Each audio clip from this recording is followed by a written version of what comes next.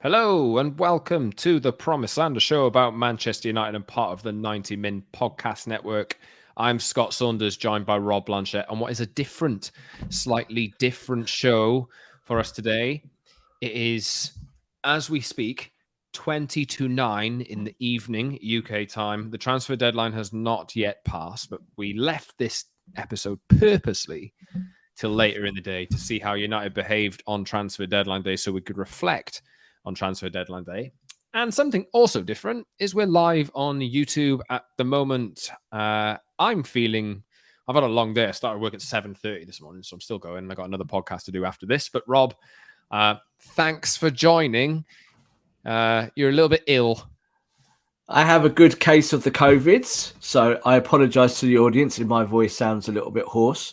I'm sure you can still hear me. But yes, it's been a busy day. The world of transfer deadline does not stop for illness or anything like that. So we thought we'd join our audience today for a live one. Obviously, Manchester United have been very, very busy on transfer deadline day. We said a few weeks ago, didn't we? We thought it would be like this. And this is where we've ended up with Manchester United doing their activity on the final day. Always the case, always the way. Classic Manchester United. We'll do a bit of reflection on they've signed three players as we speak. It will be four, I think it will, but that's not obviously done yet. So a busy day. United have had a difficult time of it over the past few weeks, actually selling players. Dean Henderson left the club on Thursday. They've signed a replacement keeper. We will talk about the deals that have and haven't been done in today's show. And Rob, we probably should look forward to the Arsenal game towards the end. We'll do a little bit of that, of course. We'll do a little bit of that as well. But subscribe wherever you get your podcasts and watch us on YouTube. If you're watching us now, like the stream, get involved in the comments. We'll shout out some of you as they come in, and we'll put them on the screen as well. Watch us on YouTube, The Promised Land, and Manchester United podcast. If you're listening on audio, that is.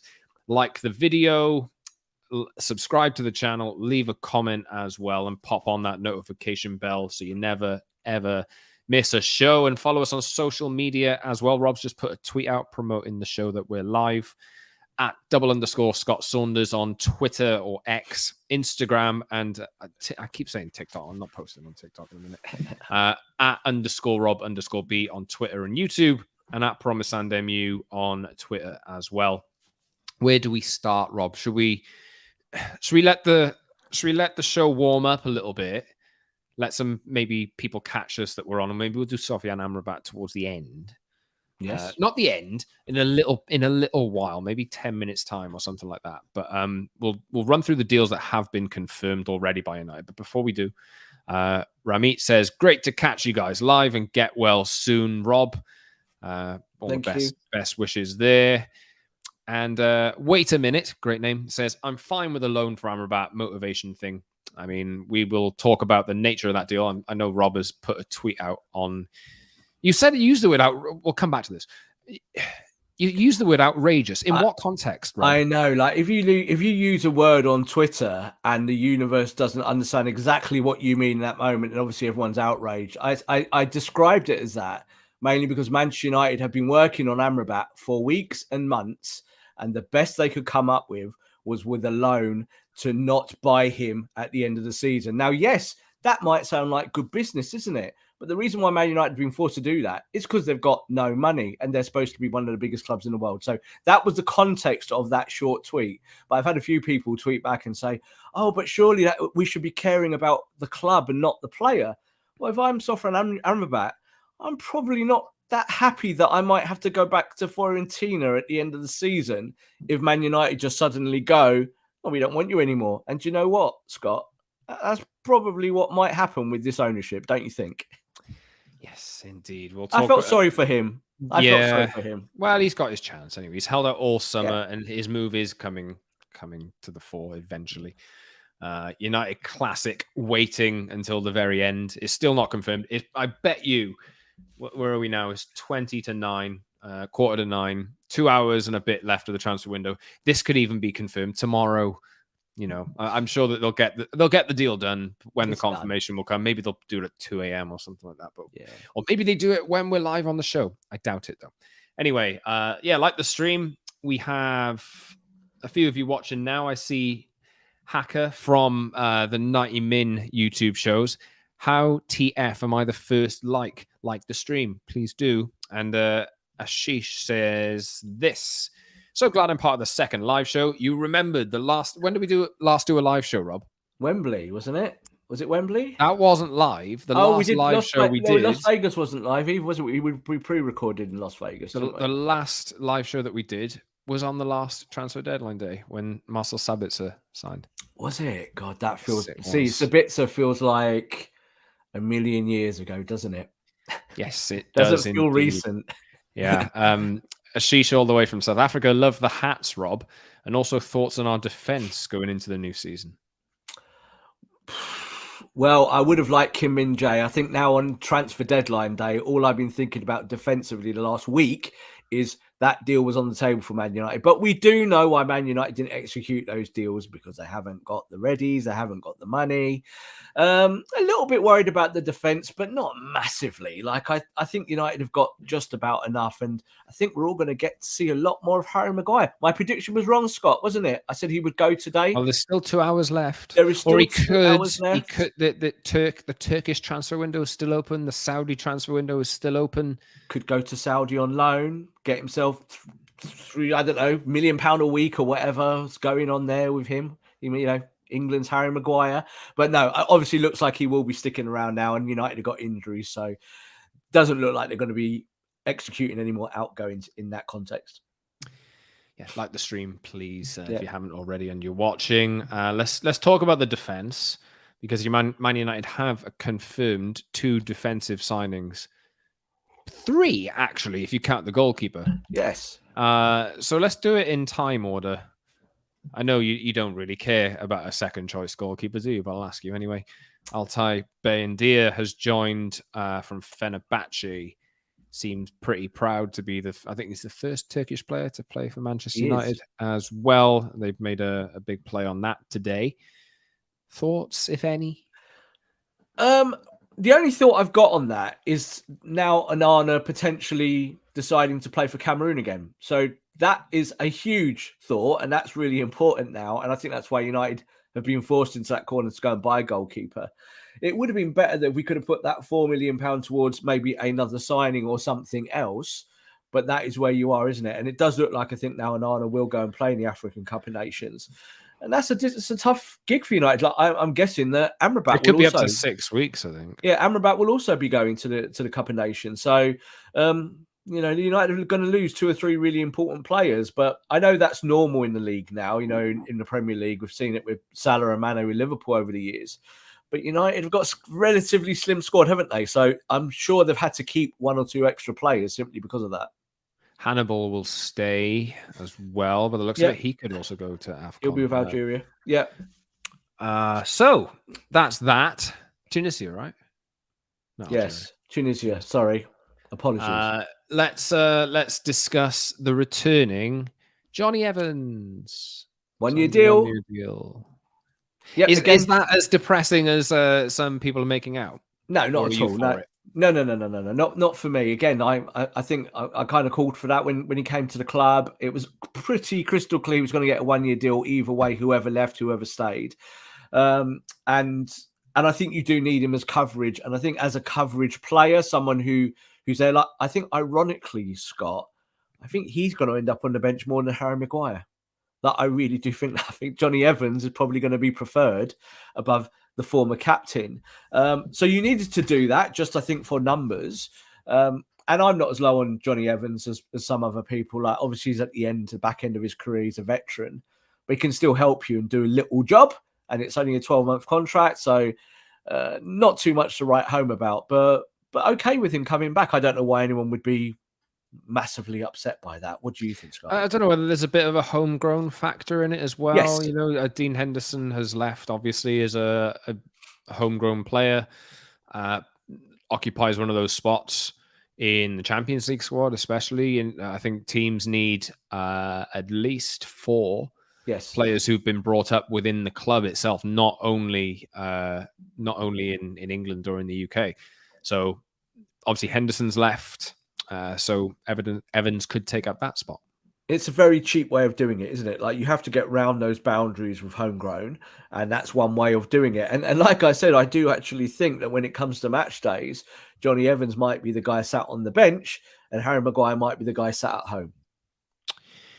Right. So earlier this week we had discussions about left back, and United have tried this week to sign Marc Cucurella from Chelsea. Yeah. Cucurella then played in the EFL Cup, making him cup tied for EFL Cup matches throughout the first half of the season. Yeah. I don't know whether Chelsea did that inadvertently or whether they did it with intention, but they have now. I think they did it deliberately. Do you think they really did, though? Because I'm Yes. seeing this, and Chelsea have tried today to offload Ian Maatsen to Burnley, and that is directly going against the wishes of their fans. They would have much preferred Cucurella to leave because Maatsen is a youth academy product who has potential. Well, Mauricio Pochettino knows the rules. He absolutely does. And he also knows that his club were shopping Cucurella and trying to get him out the door, and everyone knew that Manchester United wanted him. Now, obviously, I don't think playing him was the be-all and end-all, but this was the kind of give and take that I spoke about before, about Chelsea not, doing business with United, but not doing business with United. United going in with a really silly offer, like, can we just have him for free? And it's like, no, 7 million. Oh, we don't fancy that. And they've obviously ended up landing on another fullback who is free, but free for a reason. So I would have liked Cucurella. I think that would have been a really interesting signing that you could have played in multiple positions, like we said on the last show. And I think it's a little bit of a shame that one fell through. But again, this is down to Manchester United not being able to sell players, not having enough cash, and not being able to move players on so they could bring one or two extras in. It's the difference of quality, isn't it? When you look at Reguilon and you look at Cucurella, some people might prefer the player we've landed on, but I don't know. What do you think, Scott? No, it's a really difficult question. I mean, I said the other day that I prefer Cucurella, to be honest, and I think Reguilon is. We know he can't. Well, neither of them. Both of them have things to prove. If we're talking about their defensive abilities, they both have things to prove. Reguilon has obviously been out of the Spurs team for a reason. There's a reason why Spurs are letting him go on loan, just with United covering his wages. No loan fee or anything like that. I think it's a necessary. I have a little bit of sympathy for United in this situation because they have two left backs who could play there, who are injured. So this is a bit of desperation, but a bit of forced desperation. I don't think this is bad planning in a sense. Well, I've just seen our comments here. The guy who's been talking before, Shane O'Connor, who's been jumping on me in all the comments recently, saying that I'm being negative. So I'm not going to be negative about this one, but I'll just be straight about it. Is it a great signing? Is he better than Delot on the left-hand side? And everyone knows what I think about Delot. I don't know, Scott. I liked him. I don't think he is. I think let me ask you this question. Who would you prefer to start at left back at the weekend against Arsenal? Delot. Me too. Because Delot knows the system. So, that's the first bit. So, I'm not saying Reguilon wouldn't be able to work his way into the team. He might be able to. But we do know that one of the reasons why it fell flat at Spurs is because defensively, he's just not very good. He looks quite flash on the front foot, and he's got a good cross on him, and he's a kind of hybrid fullback. He can do all the wing-back stuff. He's not very good at defending. He's no better than Delot at defending. I do remember we were linked with him, during Ole Gunnar Solskjaer's time, obviously quite seriously. United looked at him and scouted him extensively. And everyone was really kind of upset when he ended up going to Spurs. And it was like, oh, we missed out on this talent here, someone who could go to the next level. And then we saw him at Spurs. And we all went, quite glad we missed out on him. I think the sticking point in that was... He now plays for us. Real Madrid, I think they wanted a buyback clause, didn't they? And United didn't want to sign that off. Yeah, he was highly rated. There's no doubt about it. And I still think I've seen on Twitter the last couple of days, there's still some fans who kind of live in that period maybe in their heads and going, oh, well, he was that kind of player then. I'd have gone with Cucurella because I think it was only 2 years ago he was Brighton's Player of the Year. And I think that there's some upside to him. And I think it's 7 million, Scott, as well. I'd have taken that and done that business, but United don't have the money. And that is really just about that. That is why they've ended up with Reguilon. And it gives you an extra body there, doesn't it, at left back? We have to fingers crossed that we get Luke Shaw back and Luke Shaw is fit, because I think that is a bigger question and for another show, for another day. But I also think now Malacia being back, I don't think Malacia is dropping down the pecking order for Reguilon. We'll see. We You will got numbers at least. we will talk about Sofiane Amrabat in a second. We will. Like the stream, please, if you haven't already, because that will help recommend it to more people, recommend the video to more people, and to help the channel grow in a sense. I'll jump into some comments again. Vincent says, greetings from Holland. Great to see you live. Amrabat is also Dutch and is a real disciple of Erik ten Hag. We will talk about Amrabat in a second. Loan with obligation is the same as buying outright in UEFA FFP book, says Nolia. There's no obligation, though, as far as we know. There's no obligation. There is an option. We'll talk about that in a second. Wait a minute says, question for you, Rob. In an injury crisis, would you play Harry Maguire or Johnny Evans? I just told you what I thought the manager would do, not what I would do, but what would I do? It's a question from me to you and from Wait a Minute about what you would do. I would play Johnny Evans. I would play Harry Maguire. The reason why I'd play Johnny Evans is that I still think that United playing out from the back, Harry Maguire came to our club, didn't he, as someone that could play the ball. And I'm yet to kind of see a lot of evidence in recent times about it. But Johnny Evans can. That's one thing he can do. He's a ball player. And I like the way that Evans reads the game more than Maguire. I think Maguire quite often is a huff and puff merchant. So he's like, I was out of position there, lads. I've seen too much of that. I'd have liked Harry Maguire to leave the football club, but we obviously know why that has not happened. But yeah, I'm all right with Johnny Evans. I thought when we saw him on tour, I thought he was okay.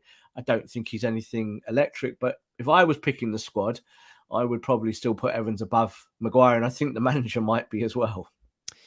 Moving on through the comments, Hacker says he's good. Don't worry. Talking about Sergio Reguilon. There's more from God Emperor saying, "Come on, with the available options, who's better? Let's be real. This left back issue isn't because of bad planning." I mean, I tend to agree with that in a sense. The pot of players that United were actually looking at, none of them exactly blew you away. And if you're not going to sign a left back for 40 million quid because Luke Shaw will come back at some point. Yeah, and that is not the right way to do business. No, so, Manchester United have done this because they are frightened of Luke Shaw's injury. They believe it could be longer and deeper than they want to admit. And that is a conversation for another day. But I will say that is that it's not necessarily negative, but I do think that the football club needs to plan its positioning maybe a little bit more. And I think when you look at what the manager did last year with his signings, we liked them, didn't we? We liked what they did.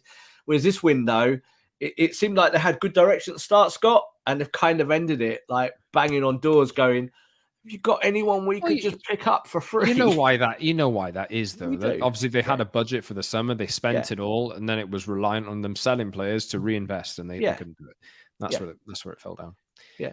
I'm surprised that they didn't realize that their valuations for the players that they were selling were over the top of the market value. Because a lot of us felt that, not all of us, but a lot of us felt that United needed to move those wages out, and they wanted to move those wages out, and now they're kind of stuck with quite a few of them. Though they have trimmed the edges of the squad, haven't they, with the likes of Mengi and Gerardo. Players, Scott, who are on literally nothing, and I'd have been quite happy sending out on loan and bringing back, because in a year's time, you might be looking at those players going, no, they're not that bad, They're not actually the worst players ever.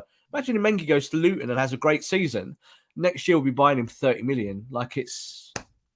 I don't know, let's see what happens with that. But I think United could have sold players if they'd been a little bit more, I don't know, motivated to do that.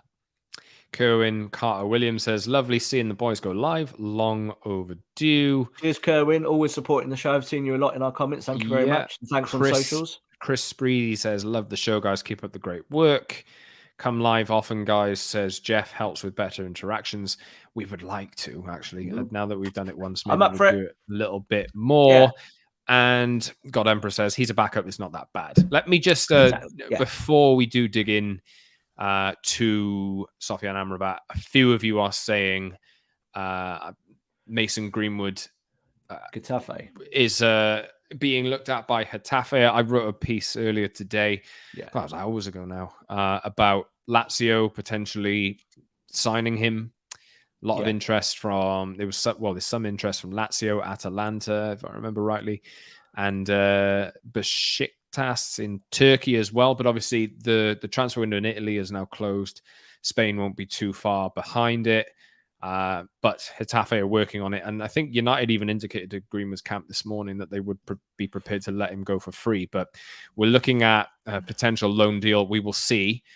As we mentioned earlier, there are other leagues like Turkey, which see their transfer window close later down the line. I think Turkey's the 15th of September, so there is still time, but I think United want to put this chapter behind them.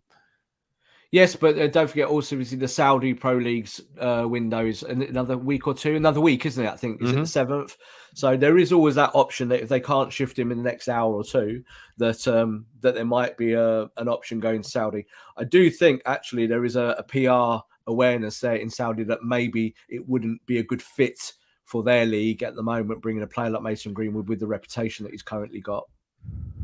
Another comment from Jeff. A question for you, Rob. Our inability to sell effectively is down to only bad contracts, or is there more to it? It's a multi-layered issue. Bad contracts, yes. The Ed Woodward era, giving people contracts when you're actually thinking, why do you even want that person in your squad? Why are they still here? Oh, now they've got a brand new deal for 4 years. So there's that. But I think when you look across it, if you don't want players, and we do know that the manager has gone to a number of players this summer and said, you're not in my plans. But do you know what? Those players are still at Man United now. That's not a good look. That doesn't help the squad. So I think on one hand, Ten Hag's trying to do the right thing and move the squad forward. And on the other hand, we've got the Glazers. So that balancing point doesn't really work. It's been a tough few weeks for Richard Arnold for obvious reasons. But I don't think they're going to come at this transfer window kind of smelling the roses. I think they've been forced to do a lot of the business. I think the main target, obviously, who we'll talk about a little bit later on, is a good signing. But besides that, there are multiple players that they were after, and it hasn't worked out. And as Scott said, because they haven't sold the players that they wanted to. Good Life says, hi. Vincent says, we at Ajax are in the pits now since Ten Hag left, scrapping for Europa League places. Yeah. I know. Dramatics fall, isn't it, with Ajax? Like people I know at Ajax, it was very much like when Ten Hag left, it's like, well, it's business as usual. We'll just carry on regenerating. It's not been like that this time, has it? Has not indeed. I do like Ajax, so I would like them to get back to the top of Dutch football. Anyway, let's move on because we have been talking about it for a while. Sofiane Amrabat. Like the stream, please, if you haven't already. And sorry, if you're listening on audio to this later on, apologies for my constant directions to the live audience on YouTube. But you have a choice. You can listen on audio or watch on video. Maybe we'll go live more often. Like the stream, leave a comment for us, get involved, and subscribe to the channel, please, if you wouldn't mind doing so and you haven't done so already. So, right, while I dig up to see if there's any updates, let's go with Sofiane Amrabat. So, yes, Manchester United have not officially confirmed the transfer yet, but they have struck an agreement with Fiorentina for a loan deal for the duration of the season with an option, crucially an option to buy, not an obligation to buy, which is incredible. Yeah, it is. I didn't expect it. I've got to say that. Obviously, United had approached Fiorentina earlier in the summer to say they wanted to make this move happen. It was obviously dependent on them selling and raising funds. I think it was going to be a permanent deal, but United earlier this week went back to Fiorentina and said, hey, we don't have too much money. Can we do a loan deal? Now, the first loan conversation was kind of pushed back, but the two clubs have kept talking, and eventually they've come to a point where I believe in British pounds, 8.5 million loan fee for the season, just over 17 million pounds permanent fee as an option if they want to trigger it in 2024. And also, I think up to 4-ish million in add-ons as well, if they do trigger that move. So what is the part of this, Rob, that you want to look at first? Are you going to compliment Man United on getting this deal done in the fashion they have? Are you going to tear it apart? How do you feel? Okay, I'll do the compliment bit first. I think he's a good player. I think he's the kind of player that will fit into what you're doing at Man United. I like the profile of the player. We know he's a Ten Hag lad. We know all these things. We know that what he can do, but we also do know the bits that he can't do. But I don't think we need to kind of roll over that too much at the moment. The one thing I will say is what I said at the top of the show about it and just hinted at is that, the reason this deal happened is not because of Manchester United and it's not because of Fiorentina. It's because the player has pushed for this for weeks. We'd heard a couple of weeks ago the player was actually very disappointed, or I should say his representatives, that Manchester United were playing this long game towards the end of the transfer window. And to tell you the truth, Man United haven't really come up with anything here. They've just gone to Fiorentina. The player wants to come to us, so let's sort this out. And in the end, that's kind of what they've got. It's a little bit of a minor miracle because there's been bids going in for Amrabat all week, Scott. There's been clubs going after him, straight cash deals that they could have triggered and gone for. It's just that the player himself has said, I'm not going anywhere except Manchester United. So United played on that, Scott, and leaned on that, and they won in the end. So well done to the Manchester United guys there for doing that. So when you say outrageous, then, are you saying outrageous in a good way? Outrageous as in not normal football practice way.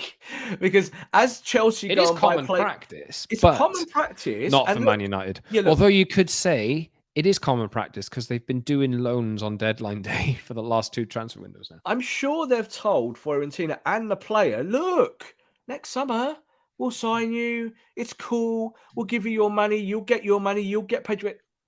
They don't do that, Scott. They're not trustworthy. I wouldn't trust Man United to do that. So that's why I said it was outrageous for that reason, is that Man United have somehow, it's not a swindle. They've got this player for a year for 8.5 million, or what it was, 7 or 8? Was it 8.5 in the end? £8.5, I think it's 10 million euros. So you put that into context, or say someone like Cucurella, who would have been 7, and you've gone and got your big midfield piece who's going to help Casemiro and Eriksen and Bruno and Mason Mount when he's back in the team. You got him for nothing, pennies. And you know what? If at the end of the season you go see your Bellingham, someone out 100 million. Maybe Frankie de Jong will be a thing. Frankie? It's all we're going to be doing Frankie forever, aren't we? It's just bang. But yeah, it might be a case that you get to the transfer market next summer and things have changed. Now, I know the United fans will say, well, we should only really care about Man United. And I agree with that. Yes, of course. I do look at human beings here and the footballers themselves and how they have to cope and what they have to do. I'm sure if Amrabat plays well, he will be a Man United player next season. I think that's what we can say. And United will have to haggle on that price because, as you said, there's an option there. We don't know what that option fully is yet, do we? Do we know the price? That's not. Yes, so it'll be £17 million. I think it equates and to add-ons. It's 20 million euros, so it's about £17.1 million plus 5 million euros in add-ons. So I think if the deal goes, so that is 35 million euros all in if they pay everything. About to say, I think if they did the whole deal, so he's a success, he does well, the add-ons are triggered, they pay next year, he stays. They're actually overpaying for him. So I think that's probably the only way that Fiorentina have gone, yeah, well, this player doesn't want to play for us. So, and he's desperate to go to Manchester. So put him on the jet that's been sat parked there for 2 days, let him go. And yeah, okay, we'll do that deal. So they've overpaid slightly on him. And I think it's probably about 5 million, 6 million, something like that. But it's okay. It's a good deal for Man United. I like him. I think he's a good player. And seeing United, Scott, the first 3 games of the season, I think we need Amrabat more now today than we did 3 games ago. I really do feel that. I think you really do need someone of his player profile type who can help you in the first team. Because I think, Scott, if he's fit, kind of thinking automatic starter now. I know we changes with the win sometimes. I don't want to be negative or sound like I'm reacting or knee-jerking. But I do think that United will play a system now that favours Amrabat in that midfield because he'll be the guy doing a lot of that kind of dog's work in front of the back 4 and helping Casemiro. So just on that, what position do you think he will occupy then? So I'm seeing that a lot of people are saying, oh, Amrabat is the one that sits and Casemiro, maybe that frees him up to get forward a little bit. Do you think that? I don't personally. I think it might end up resembling something more familiar to a 4-2-3-1. So not having 2 6s, but a double pivot of sorts, not the Ole Gunnar Solskjaer type, not the McFred type. But I do think when I was thinking about this today, I was looking at some metrics for Amrabat and just refreshing some stuff. And I was thinking, there is every chance that Casemiro goes and plays his Real Madrid role, which was he wasn't always screening or being the six. He would quite often like to play higher at the park. And we've actually seen these first 3 games of the season, Scott. He's obviously scored. He's in the box a fair bit, isn't he? So that will mean that Amrabat is the guy that maybe sits a little bit more, and that's more suited to his role. Saying that, Amrabat is a better passer of the ball. So I think Amrabat will be kind of like a 6'8", and I think Casemiro more the 6. But they might swap in games tactically to try and, expose opponents that allow them to do that. So it looks like the contract is set to be signed or being signed for Sofian Amrabat. I doubt we'll be live when the official confirmation comes, but we'll see. Let's move back into the comments and we'll come back to Amrabat in a second. Abraham says, update on Greenwood, please. If you scroll back 10 minutes, we just did one. And let's see. Alan says, despite the chaos that is United's recruitment, this is now Ten Hag's team. Every position he has his players or players from previous regimes he signed off or extended. Time for him and them to deliver. I don't think that's far wrong, really. I mean, as much as the chaos, as Alan says there, is evident, Ten Hag now has, I'm trying to count off the top of my head, maybe 1, 2, and then most of the front 6, apart from Marcus Rashford, are his players. Yeah, and there's 3 of the back 4 when they're all fit. So it's Wan-Bissaka or Dalot, Rafa Varane, and Luke Shaw, who were here before Ten Hag was. Yeah, look, this is absolutely his team now. Like, I think when you're 12 months into a project, multiple transfer windows, multiple signings, it's the manager's team. He has to work with it one way or the other, hasn't he? This is what I think that it's been commented the last few days and weeks about my tone towards Ten Hag, and people saying, oh, you've changed your tone about Ten Hag. Not at all. Still really trust him. Still think he's a fantastic manager. But this is his team now. And we were on the tour with them, and we saw them obviously in Las Vegas, and we saw it kind of all firsthand. And we were a bit like, well, it's just pre-season. It's not a problem. And then the first games of the season, there has been issues. So, of course, you can fix that, can't you? But I think when you look at Ten Hag, there is no excuses. This is his team now. He has to work with what he's got, and you can't moan about it. And to be fair to him, he doesn't. Like, he's a guy, he's not like Mourinho. He's not going to whinge about stuff. He just said in the presser today, I'm really happy with what I've got and I'll move forward with it. And I think he believes that, but I also think that he would have liked maybe 1 or 2 in on this window, but maybe a higher echelon in terms of quality. Another comment from Amira, evening all. Evening to you, unless you're listening to this on Saturday morning, in which case, good morning to you. And please share on your socials. Thank you, guys. A lot of you guys see us on Twitter and message us and all there and the tweets. So if you're watching the show now and you enjoy it, please just give us a retweet. That really does help us grow. God Emperor again says, Mainu is a big miss as well. I generally think Ten Hag has big plans for him. Honestly, I massively agree with that. I think, I have big plans for him. I think I feel like if I was Erik Ten Hag or I was managing Manchester United, Kobe Manu would be central to a lot of the things that I was doing in the next 12 months. I do rate him very highly. Yeah, I generally think Ten Hag has big plans for him. Brilliant player, sound on the ball and picks up amazing positions like in the Arsenal game. Maybe they see him as the 6 long term. I think they do, personally. I think even though I maybe disagree personally with it, and I'd like to see him in the 8, I think the club see him as a 6, or did anyway, before. I think in terms of the shape, we just obviously talked about what Amrabat would do. And if Casemiro stays as the 6, I think that the rotation will be more to do with maybe Amrabat and Manu in the first instance, in that 6-8 role. Because to me, when I've seen Manu grow up 14, 15, 16, 17-year-old playing for Man United, he's an 8. But he's a Declan Rice 8. Like, he can do the 6, but he's going to be so good at the other end of the pitch. So I think we'll just see that being natural development, Scott. Like we saw on the pre-season tour where he helps with that assist, where he gets into the right channel on the right wing and gets Bruno in and Bruno scores. I think that's the Kobe Manu that we will see develop in the next year or 2. Vincent's well in the comments saying, strap in this season for the Erik Ten Hag ride. He will drive you guys nuts sometimes with his tactics, because now he will try to play his style. He did try and do it in the first few games of last season and had to abandon it. So I'm completely with you there again. Now we will get to see Erik Ten Hag be a little bit more like Erik Ten Hag. He's got his goalkeeper, he's got a striker. We'll talk Rasmus Højlund shortly. Yeah. We'll talk the Arsenal game as well. Maybe even he will even start on Sunday. Ten Hag suggested he was ready to start today in his press conference. But yes, so Sofiane Amrabat is on his way to United. He should be confirmed at some point. Well, if you're listening to this after it's dropped, he will have been signed. It's done.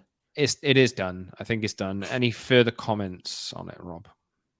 No, I'm really pleased that at the end of this window we've got a player to talk about of his qualities, because I think it was really needed.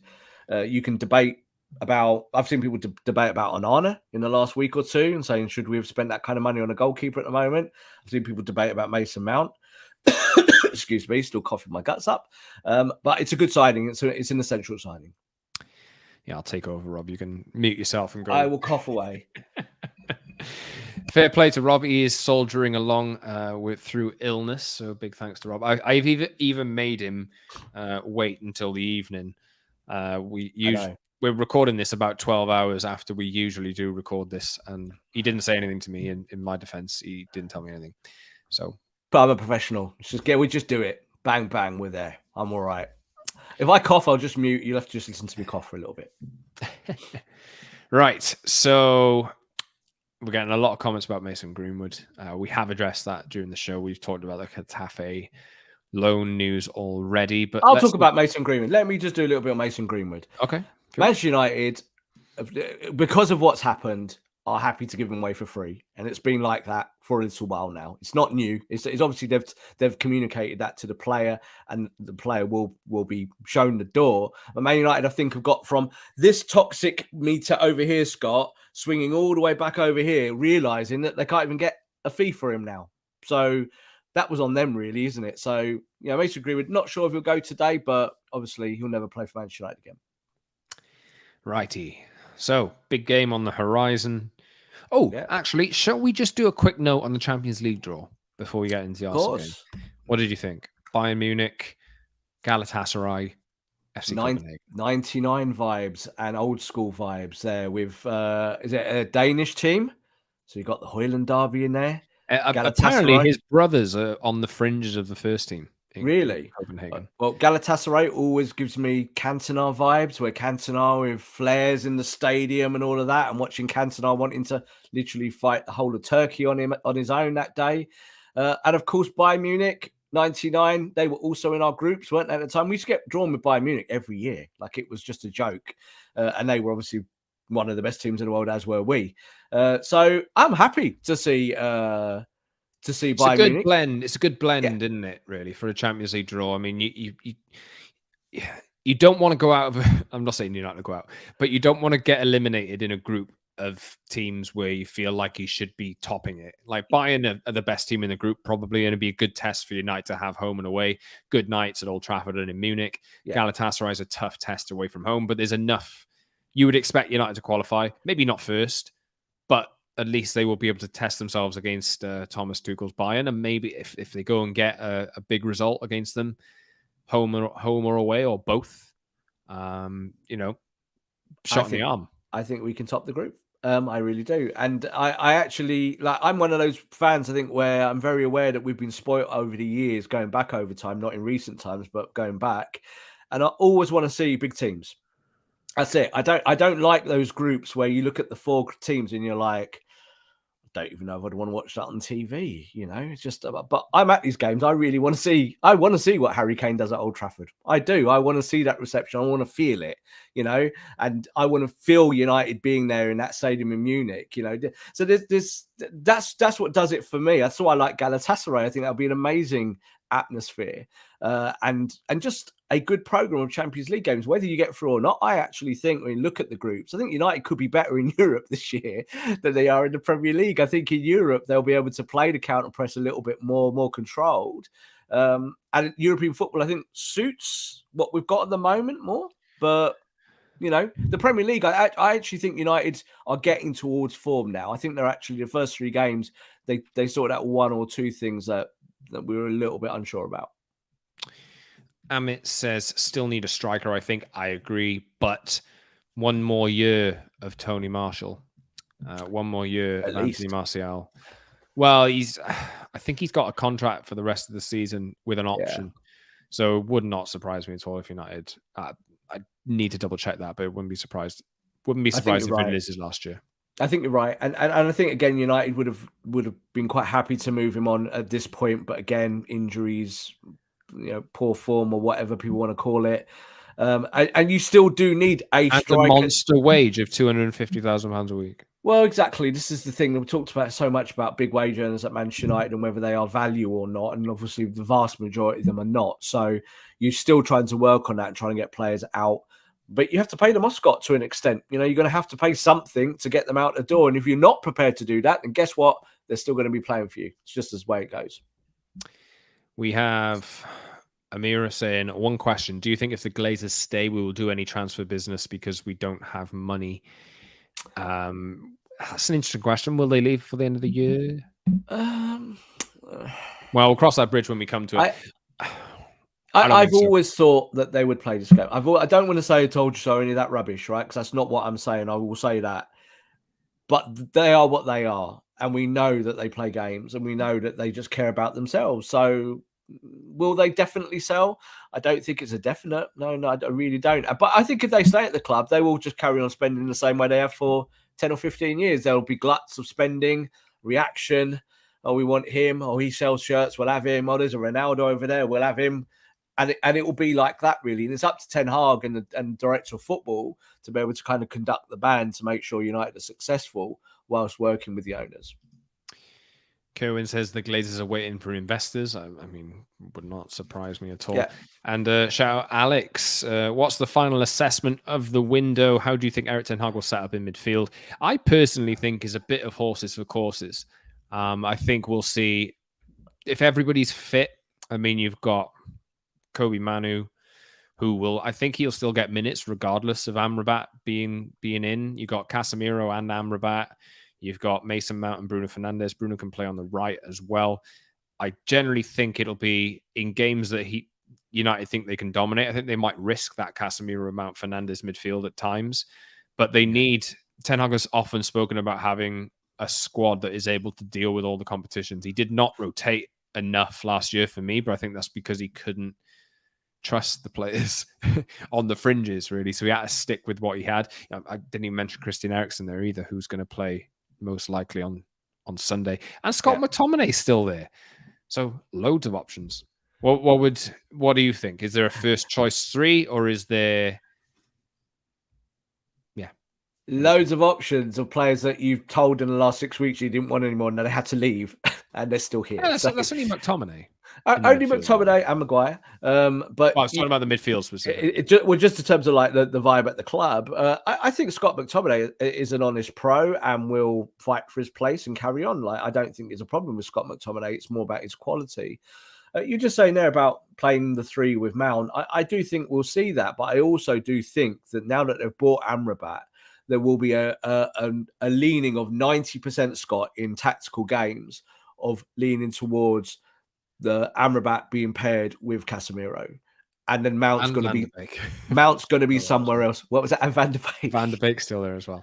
Did Lorient not be able to pick him up? So, it's crazy. Galatasaray today as well, and that window's still open. He literally could have ended up being loaned out to a League One club. I just don't know. Like, it got to that point, didn't it? So I kind of feel sorry for him, but at the same time, Scott, not sorry for him, because when he's had chances, he's not been able to do it. If you can't prove it to the manager that brought you through at your former club, then I don't know.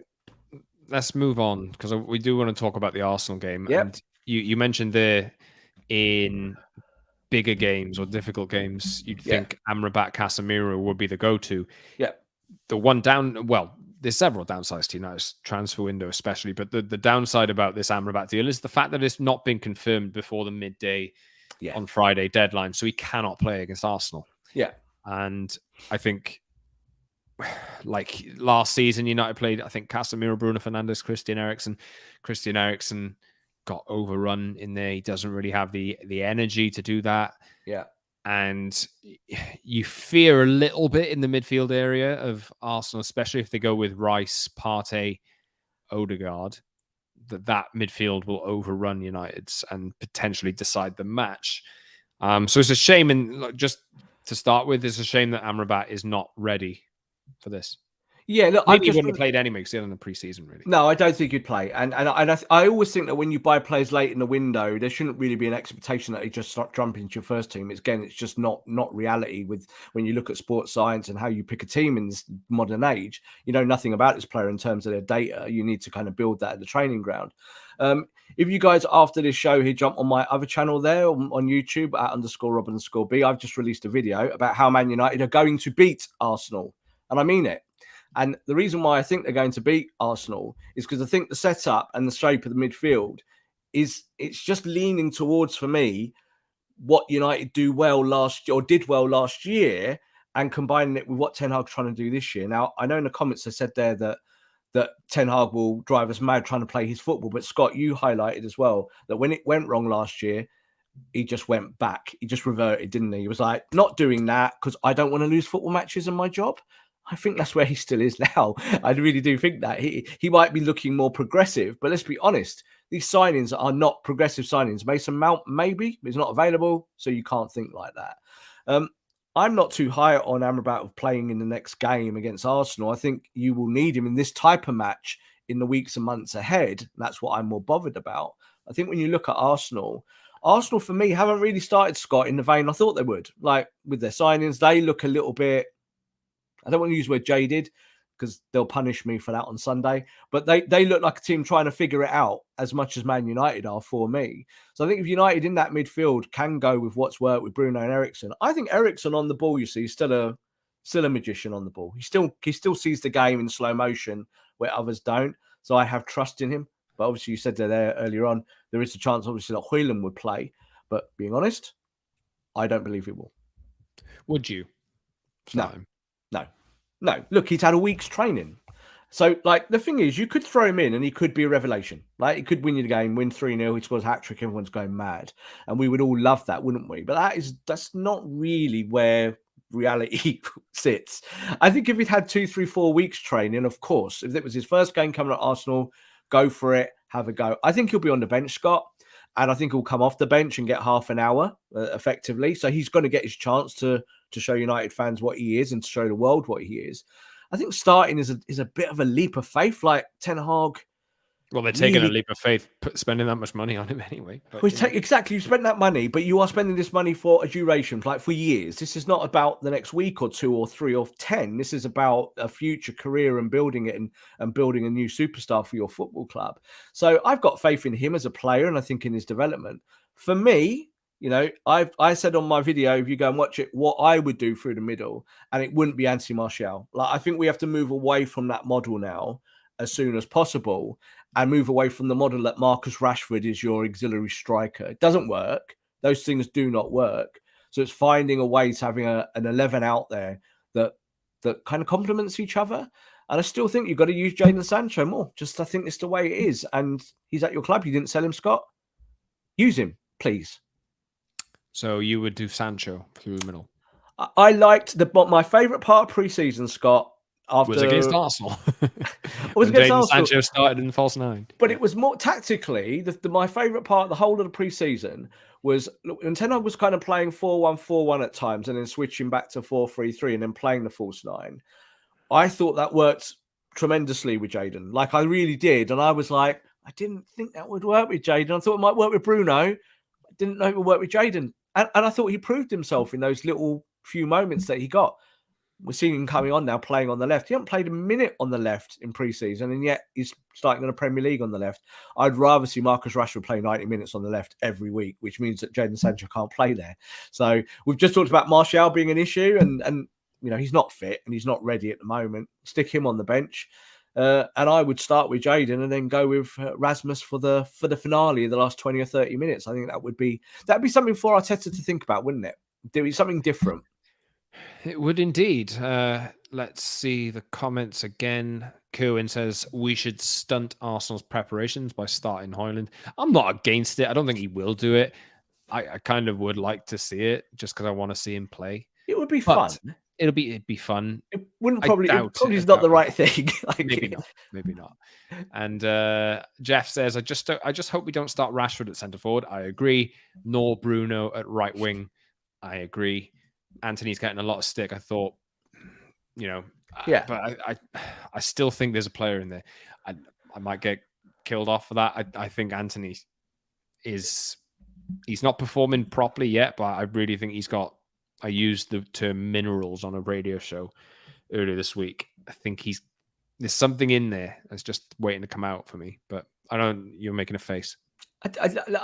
I last year I was quite relaxed about Anthony, and I still am. I think his off-ball work is sensational. I really do. He's one of our best players off the ball. You saw in one of the games recently, where with the width against Forest, where he really helped us because he held that width and he pushed United to drive down that wing, and that's important. I still think, Scott, that we paid 70 to 80 million, which is not his fault, that we need more productivity. Just as simple as that. More assists, more goals. I'm a little bit bored. Decisions he needs. I'm a little bit bored of seeing him cut in on his left foot and go, do you know what? I'll try. I think I might curl it in the top corner. Now we know he's good enough to do that, but he's got to mix it up. And it's a bit like Rob, last week, he did run to the byline and cut it back with his right foot. He is doing a little bit more. I agree with that, and it's the same analogy that I said once about Riyad Mahrez when he went to Man City and couldn't get in the team, and Pep Guardiola said you can't just cut in on your left, you won't play. So he learned for a year to do other stuff and became a sensational goal scorer and assister, didn't he? So I think Anthony has got that upside, but also you've got to trust in that process, haven't you? And I wouldn't be dropping him just because, and then moving Bruno right, and then I think he adds a lot of balance to the team as well. And that was why he was purchased at such an incredible price, because it was a balance signing, someone who could invert on that side. It was something the manager was massively keen on from day one and still is. And that's why Jadon Sancho, who was an incredible talent on the right-hand side in the Bundesliga, has hardly played on the right-hand side for Erik ten Hag. It's just something he does not fancy. So, do you think Man United will beat Arsenal? I do. Yeah, that is hot takes and all of this from journalists, eh? But no, I actually think when I look at the two setups, and I was really crunching again numbers earlier in the week, the end of the weekend, and I was thinking, because people are like, oh, you've been really hard on Man United the last few weeks, and I think it's been fair. I don't think I've been over the top or anything, but I liked what I saw in terms of United sorting themselves out against Forest. And I think if they can carry on that progression, Scott, and go and be the away team at Arsenal and force Arsenal to have the ball, which Arsenal will want the ball. If United can play a successful transition game with the pace that they have and get it right at centre forward, which is why I mentioned Jadon, dropping in and out, dragging Saliba out of position with the false nine, I think Marcus can run on and kill anyone on that side. And I think that Anthony will also find space on that right-hand side. They're not all healthy, are they, at Arsenal? They've had injuries, they've had problems. Gabriel can't seem to get in the team, can he? It's a bit weird. He sits on the bench now and he was an automatic starter. The question is, if I think a few people are saying they want them to see Arteta switch back to what was working at the back end of last season. That's right. And maybe he will, but, he's played the first 3 games in the manner that he has for a reason. Yeah, the reason why Arteta, I think, isn't doing it is because he's become settled on the fact that Partey, being a defensive midfielder, is now playing at fullback and inverting into defensive midfield, and that he needs to balance that up somewhere, playing that there as a centre-back. So I don't know why. Like everyone, I would expect Gabriel to play, but he hasn't been playing. I don't think he'll play against Man United either. But I think in that case, you need to make sure that your centre-forward is not just making runs, but is actually dragging that Arsenal defence this way, like there, pulling them out to allow your runners to run on deeper and play the counter press. Set the traps, do the counter press. And I do think that United got more than a kind of puncher's chance of landing 1 or 2 on Arsenal's chin, because Arsenal are not as steadfast as they were in the parts of the season last year where they were fantastic and defensively very sound. Are they going to play their new goalkeeper, Scott? Is Raya going to start a game, and does Raya know the back four? And can not United for this one, I would be very surprised. Be highly unlikely, wouldn't it? But this is they've bought him to play him. There's no doubt about it. I know some Arsenal fans we know, do not rate him in comparison to their current goalkeeper, but I do think that he's been brought in to be the number one and will eventually be at the club long term. I think United need to kind of take this moment in time and punish Arsenal for the mistakes that they've made in the opening weeks of the season. And by doing that, Scott, they kind of reboot their own season like that. You go to Arsenal and you win. Do you know what? Last 6 weeks wiped away. People forgotten. We've forgotten. We're all happy again. And we're all thinking then about Højlund coming back and being a starter at Man United, because that's the next step, isn't it, in the terms of progress. And Amrabat. That's exciting, isn't it? Those two players. United haven't won at Arsenal since 2017 in the league. Yeah. So 6 years. But you mentioned there about... I think Arsenal will probably be thinking the same thing. United have been very disjointed and very easy to play against in the early weeks of the season. So Arsenal will probably fancy their chances with their own crowd ahead of them. I don't really... Looking as a neutral, I think most people are looking at Arsenal as the massive favourites here. So maybe that works to United's advantage. I think it does, because Arsenal are rightfully the favourites. Look what they did last year. Look at what the signings they've made. Look at Declan Rice, etc., etc. Arsenal are the team in win mode. They have put their squad in a place to win the Premier League this year. And I've said that I believe they will win the Premier League this year. That was my tip. But I've watched every minute of every game they've played and all their pre-season. Not massively impressed. I'm like, they've got stuff to sort out. And I thought that they might do that, because when you bring in new players, even good ones, they've got to find their feet. They've got to kind of learn what the system is. I think with Arteta, I rate Arteta. I think he's a really good coach. And Arteta will get it right, but he's also proved that it takes him a while to get a team prepared. Like, he's proved that. He's had good sets of players. It's not worked. Then it's worked. Then it's not worked again. Then it worked. And I think that kind of is a little bit Arteta. And the first few games of this season, Arsenal for me have not been as hot as I expected them. I thought they'd come right out the blocks and kind of show everyone that they were going to be the team to beat. It's not happened yet. I'm sure they'll warm up. Let's just hope they don't warm up against us. But it allows United to counterpunch and play that game, because that's what United want to do anyway. So they should be ready for that. Arsenal versus Manchester United, the game of the weekend in the Premier League. Let's hope United get a result, because they will have to stew on it then for a couple of weeks, because the international break is coming up afterwards. So a result and a good performance, that would be great, wouldn't it? Because that would reset a lot of things. It really, really would. And a debut goal for Højlund off the bench. You know what? A debut goal for Sergio Reguilon on loan from Spurs. He might start, right? That's more likely to me that he will start at left back, even though I said Delo and you said Delo. I think it's more likely because he's had a day of training. I would be shocked on it. I would be shocked, but he is a specialist left back, so it is what it is. And I think Delo inverting into midfield probably makes more sense.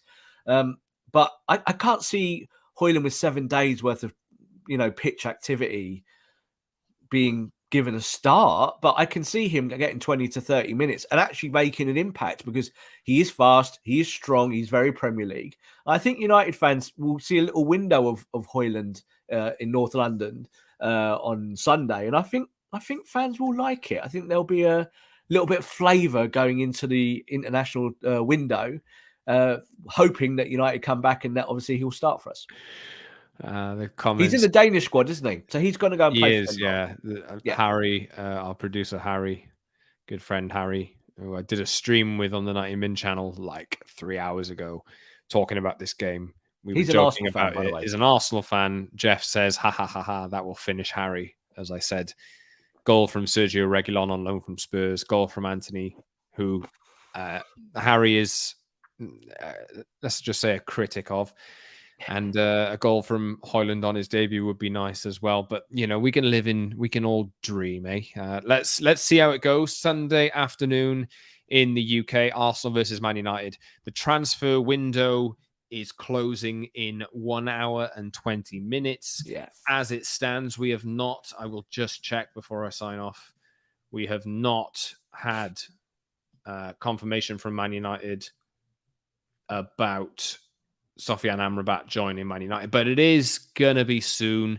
Probably by the time you're listening to this, if you haven't listened on the live stream, he's playing a piano somewhere or something. But United like to win the transfer window, Scott, and I don't think they've won it this time, but they like to make the most noise on transfer deadline day if they get the opportunity. It's all part of their PR game. Keep an eye out over the weekend, possibly tomorrow, for changes in squad numbers as well. If you're one of the squad number nerds like I am, I really enjoy that. What did you think about Garnacho's number then? I'm not going to reveal yeah, the What do you mean pictures out revealed? there. Do you know? I You didn't know. reveal, but there was a picture of him in the number 17 shirt, which was vacated by Fred, which I thought Højlund would get. So some interesting stuff. And yeah, maybe those squad numbers will be on show for the Arsenal game as well. Maybe a few players change. Might Anthony Martial lose his squad number for a second time in his Man United career? Can you imagine how grumpy he'll be then? Well, Anyway, do you know what? That would be a very Ten Hag thing to do. It's a bit like Harry Maguire, isn't it? It's like, I will take your armband off you because, I don't want you.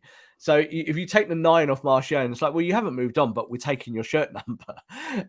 Højlund's going to be the long-term number 9, isn't he? Like, that is what he's been brought in to do. So I would not be surprised if that is something we do see. Obviously, if Garnacho does wear that mythical number 7, but with a 1 in front of it. So I think that might be the halfway house here, is that Højlund might get the big number at the top end. That's it for us. It's getting late. I've got another podcast to do after this as well. Transfer deadline time, talking transfers. If you want to check out what has happened all day. I need to go to sleep for about 48 hours. hours. Rob, you should go rest, I think. But that's it from us today. We will let Rob go and sleep and prepare for the Arsenal game. Subscribe wherever you get your podcasts and watch us on YouTube. Big thanks as well if you have watched this on YouTube. We've had a decent number of concurrents, decent number of comments coming in. To the people who've jumped in and out of the stream as well. Thanks for joining. Thanks for commenting. Seeing all the comments here, and a lot of people have obviously been following us for years and stuff. It's nice, isn't it, to interact and see you all there? Yeah. Really appreciate the support. Like the stream if you haven't already. It really helps. Subscribe to the channel as well. And what's the other thing I usually say? Leave a comment for us as well. Pop that notification bell on so you never miss a show. And follow us on social media at @double_Scott Saunders on X, Instagram, and TikTok at _Rob_B on Twitter and YouTube, and at PromiseandMU for the show on Twitter as well. Thanks for listening on audio. Apologies that we had to throw to a few different directions today. Slightly different format to usual. But really appreciate the support, everyone. Thanks so much for listening. Thanks to Rob. Go get some rest. Hope you feel better soon. And send Rob your best wishes in the comments as well. Thanks, guys. Thanks, Rob. Thanks, everyone, for listening. Catch you next week.